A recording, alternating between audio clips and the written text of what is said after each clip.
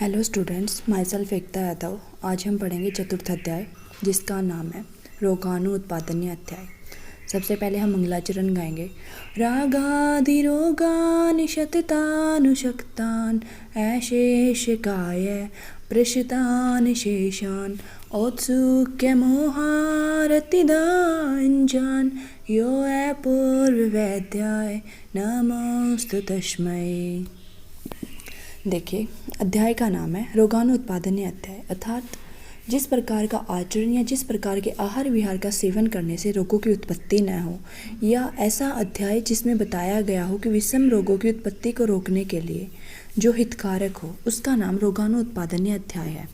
अब वेगों को न रोकने का निर्देश, कौन कौन से वेगों को हमें धारण करना चाहिए, कौन कौन से वेगों को हमें धारण नहीं करना चाहिए, उन्हीं सब का वर्णन इस अध्याय में आता है और उनसे कौन से रोग उत्पन्न हो सकते हैं। देखिए, अब यहाँ पर आता है वेगों को न रोकने का निर्देश, अर्थात कौन से वेगों को हमें धारण नहीं करना चाहिए।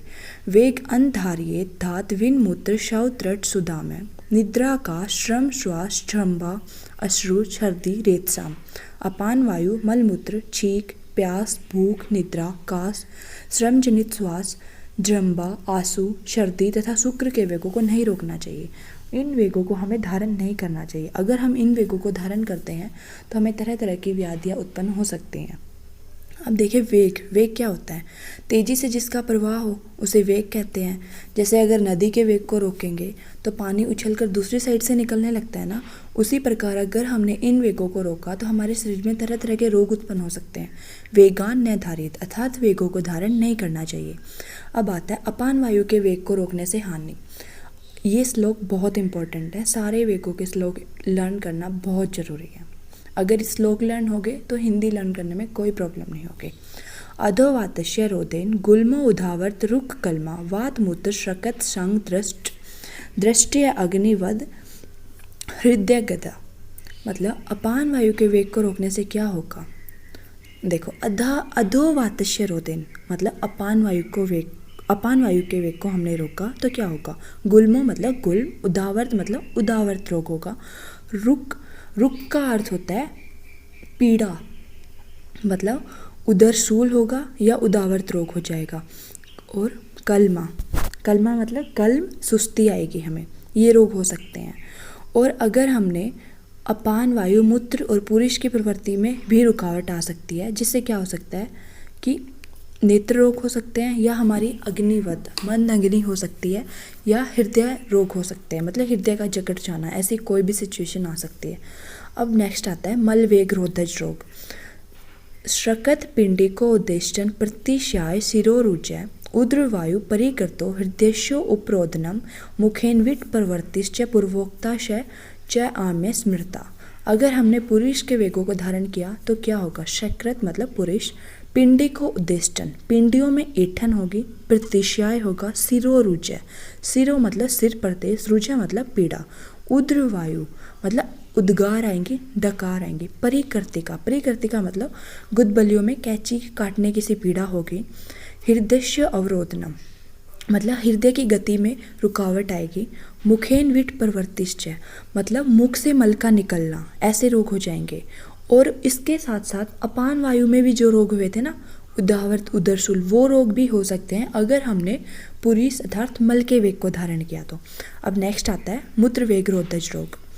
अंग भंग अस्मरी बस्ती मेड्र वक्षण वेदना मूत्रस्य रोधा उत्पूर्वे च प्रायो रोका। अगर हमने मूत्र के वेग को रोका तो क्या होगा? अंग भंग मतलब अंग में टूटने की सी पीड़ा होगी। अस्मरी पत्थरी को, स्टोन को बोलते हैं, अस्मरी रोग हो जाएगा। बस्ती मतलब मूत्राशय में पीड़ा होगी, मेड्र मूत्र मार्ग में पीड़ा होगी, वक्षण मतलब हमारे हिप्स में पीड़ा होगी, वेदना का मतलब पीड़ा होता ही है।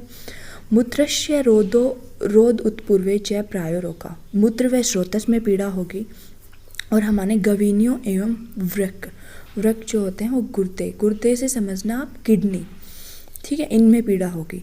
मतलब अगर हमने मूत्र के वेग को धारण किया तो ये रोग हमें हो सकते हैं, मतलब ऐसी पीड़ा का हमें सामना करना पड़ेगा। इसके साथ साथ अपान वायु और पुरुष के वेग को रोकने से रोग उत्पन्न होते हैं, वो रोग भी यहाँ पे हो सकते हैं। अब इनकी चिकित्सा कैसे करेंगे? तद औषधम वर्त्य अभ्यंग अवगाश्च स्वेदनम बस्ती कर्म च। अगर पुरुष के वेग के कारण जो भी रोग उत्पन्न हुए हैं तो उनकी चिकित्सा कैसे करनी है हमें? गुद मार्ग में मल परिवर्तनी वर्ती का प्रयोग करेंगे। वर्ती से आप समझ सकते हैं, बाती समझ लीजिए, दिए में जो बाती चलाते हैं ना वो समझ लीजिए, और उसको वैसी उसे वृत्ति बोलते हैं। उसे गुद मार्ग में प्रवेश कराएंगे मल परिवर्तनी, अर्थात वो मल को बाहर निकालेगी, इसलिए उसको मल परिवर्तनी बोला गया है। उधर के ऊपर अभ्यंग कराएंगे, उधर के ऊपर, उधर मतलब हमारा जो स्टमक है, पेट है, उसके ऊपर किसी भी तेल से अभ्यंग करेंगे, मालिश करेंगे, ठीक है। द्रोणी में अवगाहन करेंगे, मतलब एक तरीके से ये समझ लीजिए गर्म पानी से सेक करेंगे। स्वेदन कराएंगे या बस्ती कर्म कराएंगे। अब इसमें चिकित्सा पेय क्या है?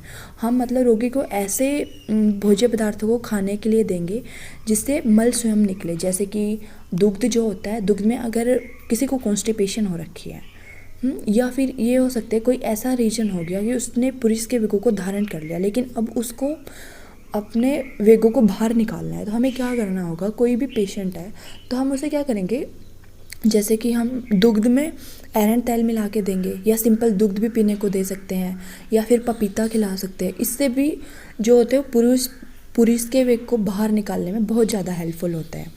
नेक्स्ट आता है मूत्र वेग रोधज रोग चिकित्सा। मूत्र वेग रोधज रोग चिकित्सा देखेंगे। मूत्र जेषु तू पाने च प्राग भक्तम सुअश्यते घृतम जीर्ण अंतिकम च उत्मया मात्रा योजना द्रव्यम औपीडक मेत च संगीतम। मतलब जिसने मूत्र के वेग को धारण किया है उससे जो भी रोग उत्पन्न होंगे उसमें क्या करेंगे? हम औपीडक घृत का सेवन करेंगे, अर्थात भोजन करने से पहले और भोजन के पच जाने के बाद उत्तम मात्रा में घृत पान करेंगे। इस प्रकार 2 बार सेवन किए गए घृतपान को औपीडन घृत कहते हैं, ठीक है। हमेशा याद रखना, इंपॉर्टेंट क्वेश्चन है, पूछा जाता है कि औपीडन घृत कौन से वेग के लिए यूज़ किया जाता है? तो मूत्र वेग की रोग की चिकित्सा में औपीडन घृत का यूज किया जाता है। उद्गार वेग रोधज रोग चिकित्सा। धारणा उत्पन्न है उद्गारस्य अरुचि कंपो विबंधो हृदय रसो आदमानकाश हिदमाश्च हिदमावतत्र भेषजम। मतलब उद्गार के वेगों को अगर हमने रोका तो क्या होगा? कौन कौन से रोग उत्पन्न हो सकते हैं? अरुचि मतलब भोजन के प्रति इच्छा का न होना, शरीर में कपकपी का होना, हृदय एवं फुफ्फुस की गति में रुकावट, फुफ्फुस यहाँ पे लंग्स को बोला गया है। अफरा आना मतलब पेट का एकदम फूल जाना, कास खांसी, और तथा हिक्का हिचकी की उत्पत्ति होना। इस स्थिति में हमें क्या चिकित्सा करेंगे? हिक्का रोग के समान इनकी चिकित्सा करेंगे। अब आता है छिक्का वेग रोधज रोग। सिरो अर्ति इंद्रिय दौर्बल्यम मन्या स्तंभ अर्तितम श्रुते। मतलब अगर हमने छींक के वेग को रोका तो उससे कौन कौन से रोग हो सकते हैं? सिरो अर्ति, सिरो मतलब सिर प्रदेश, अर्ति मतलब पीड़ा, सिर प्रदेश में पीड़ा होगी। इंद्रिय दौर्बल्यम कान नाक आँख, ये जो हमारी इंद्रियां हैं, ज्ञानेंद्रियां हैं, इनमें दुर्बलता होगी। मन्या स्तंभ होगा। अर्दित रोग हो सकता है, अर्दित मतलब फेशियल पैरालिसिस, मुख प्रदेश का लकवा जिसे बोलते हैं, ये विकार उत्पन्न हो सकते हैं। इसकी चिकित्सा क्या करेंगे हम? तीक्ष्ण धूम अंजन घ्राण नावन अर्क विलोकने परवर्तीय तय श्रुति में शक्ता स्नेह स्वेदो च सीलियत। मतलब छींक के वेग को रोकने से जो रोग उत्पन्न हुए उनकी चिकित्सा क्या करेंगे? या तो तीक्ष्ण द्रव्यों के धूमपान करेंगे। यहाँ पे सारे तीक्ष्ण द्रव्य यूज किए हैं। मतलब तीक्ष्ण द्रव्य इसलिए कि जो हमारे छींक का जो वेग रुका हुआ था वो आ जाएगा। कभी कभी हम नहीं देखते कि कोई भी तीक्ष्ण चीज़ होती है, जैसे कि एकदम से घर पे मिर्ची भूनते हैं या फिर खाना वगैरह बनाते टाइम तीखा छोंक लगता है तो एकदम से छींकें नहीं आनी स्टार्ट हो जाती। इसलिए उस वेग को निकालने के लिए इन्होंने यहाँ पे तीक्ष्ण द्रव्यों का यूज किया है। तीक्ष्ण द्रव्यों के धूमपान से, तीक्ष्ण द्रव्य द्वारा बनाए गए अंजन से, तीक्ष्ण द्रव्यों के नश्य से, सूर्य की ओर देखने से, पुनः छींक के आ जाने से, स्नेहन या स्वाधीन से। अब आता है तृषा वेग निरोधक रोग चिकित्सा।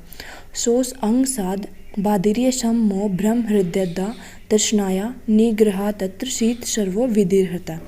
मतलब तृष्णा के वेग को रोकने से, अर्थात जब प्यास लगे उस टाइम हो सकता है हमें पानी नहीं मिला हो, या पानी नहीं पिया हो, या फिर पानी मिल नहीं पाया हो, जिससे क्या होता है? मुख शोष हो जाता है, मुख सूखने लग जाता है, शरीर में स्थिरता आ जाती है, मतलब एकदम वीकनेस सी फील होती है, बधिरता आती है, कुछ सुनाई नहीं देता, मोह, बेहोशी जैसी हालत, भ्रम चक्कर जैसी हालत, तथा हृदय रोग की उत्पत्ति हो सकती है।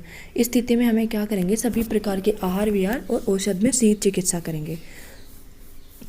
अब आता है सुधावेग निरोधज रोग चिकित्सा। इसमें सुधा का अर्थ होता है भूख। अंग भंग अरुचि ग्लानि काश्य शूल भ्रम शुदय तत्र भोज्यम लघु स्निग्ध उष्ण अल्पम च भोजनम। अर्थात अगर हमने सुधा के वेग को धारण किया तो हमें क्या क्या लक्षण दिखेंगे। अंग भंग मतलब शरीर में टूटने की सी पीड़ा होना, मतलब सभी पूरे शरीर में अंग अंग में पीड़ा होना। अरुचि मतलब फिर से खाना खाने की इच्छा नहीं होना, स्वाद न लगना। ग्लानि हर्ष से होना मतलब खुशी से नहीं होना। कार्श्य कार्श्य मतलब कृशता का अनुभव होना। शूल शूल मतलब पीड़ा होना। और भ्रम मतलब चक्कर आ जाना। ठीक है, अब हम इसकी चिकित्सा कैसे करेंगे। इस स्थिति में हम क्या करेंगे, पेशेंट को हल्का स्निग्ध या घृत युक्त या छोका हुआ गरम थोड़ा रुचिकर भोजन देंगे, मतलब उसको स्वादिष्ट भोजन देंगे ताकि उसको वो भोजन को ग्रहण करे और ये जो भी लक्षण या रोग दिख रहे हैं इनका शमन हो जाए।